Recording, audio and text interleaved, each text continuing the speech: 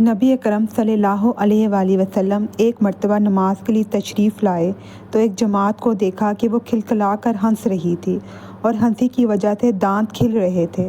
حضور صلی اللہ علیہ وآلہ وسلم نے ارشاد فرمایا کہ اگر موت کو کثرت سے یاد کیا کرو تو جو حالت میں دیکھ رہا ہوں وہ پیدا نہ ہو۔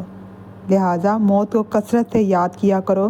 قبر پر کوئی دن ایسا نہیں گزرتا جس میں وہ یہ آواز نہ دیتی ہو کہ میں بیگانگی کا گھر ہوں، تنہائی کا گھر ہوں، مٹی کا گھر ہوں، کیڑوں کا گھر ہوں۔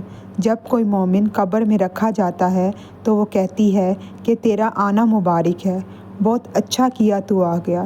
جتنے آدمی زمین پر چلتے تھے تو ان سب میں مجھے زیادہ پسند تھا۔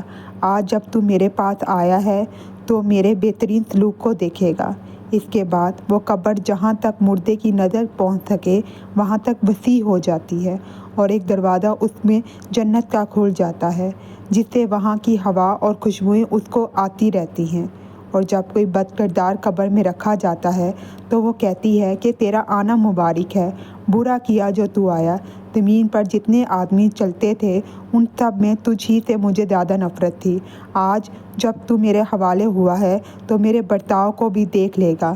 اس کے بعد وہ اس طرح سے اس کو دباتی ہے کہ پسلیاں آپس میں ایک دوسرے میں گھس جاتی ہیں اور اژدہا اس پر ایسے مسلط ہو جاتے ہیں کہ اگر ایک بھی زمین پر پھونک مارے تو اس کے اثر سے زمین پر گھاس تک باقی نہ رہے اور اس کو قیامت تک ڈستے رہتے ہیں۔